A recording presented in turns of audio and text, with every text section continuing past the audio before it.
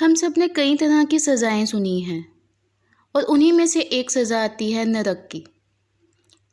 क्या हम क्या आपने कभी सोचा है मृत्यु के बाद आत्मा के साथ क्या होता है?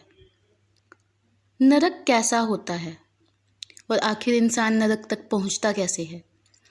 गरुड़ पुराण में मृत्यु के बाद आत्मा को मिलने वाली सज़ा और यमलोकों के रहस्यों का विस्तार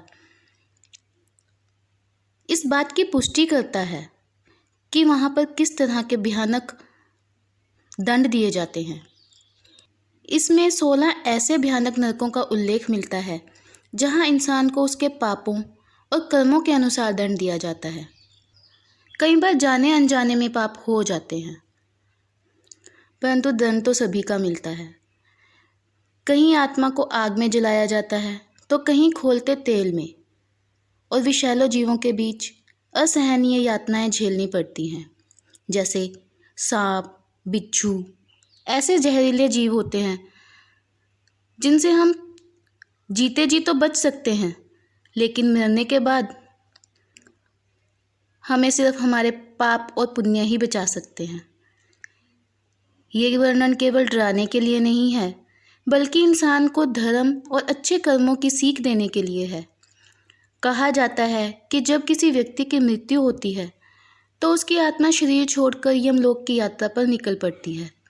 उस रास्ते में ना कोई अपना होता है, ना कोई सहारा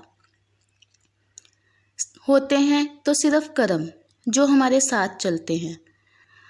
अगर व्यक्ति ने जीवन में पाप किए हों, दूसरों को दुख दिया हो, झूठ बोला हो या लालच के चलते किसी के साथ अन्याय का रास्ता चुना हो, तो यमदूत उसे उन भयानक नरकों में ले जाते हैं जहाँ पर जाने की कोई कल्पना भी नहीं करता, जहाँ चारों तरफ सिर्फ आग ही आग होती है।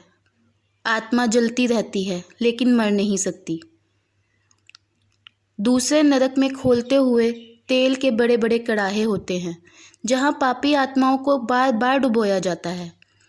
और एक नरक ऐसा भी बताया गया है जहाँ विषैले सांप, बिच्छू और भयानक जीव आत्माओं को लगातार डसते रहते हैं, जिनसे बचाने वाला कोई नहीं होता।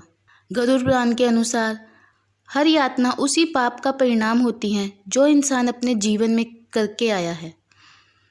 जो लोग दूसरों का धन छीनते हैं उन्हें भयंकर कष्ट मिलता है। जो निर्दोष जीवों को पीड़ा देते हैं उन्हें ऐसी सज़ा दी जाती है जिसे सुनकर ही रूह कांप जाती है। कई बार हम कहते हैं कि पता नहीं हमने ऐसे कौन से कर्म किए थे जिसकी सज़ा में हमें इतनी गरीबी झेलनी पड़ रही है या इतना दुख झेलना पड़ रहा है, लोगों की बातें सुननी पड़ रही हैं, या कई बार ऐसा होता है हमारे शरीर में कुछ बीमारियां ऐसी लग जाती हैं। लेकिन इन सब के बीच एक गहरी सीख भी छिपी है। गरुड़ पुराण में बताया गया है कि इंसान का सबसे बड़ा धन उसके कर्म है। मृत्यु के बाद ना पैसा साथ जाता है, ना शक्ति साथ जाता है, तो सिर्फ धर्म और अधर्म का हिसाब। अगर व्यक्ति सत्य, दया और अच्छे कर्मों का रास्ता अपनाए तो वही आत्मा यमलोक की यातनाओं से बच सकती है। इसलिए कहा गया है, हर कर्म सोच समझ कर करो, क्योंकि मृत्यु अंत नहीं बल्कि कर्मों के न्याय की शुरुआत है। जैसे कर्म वैसा फल।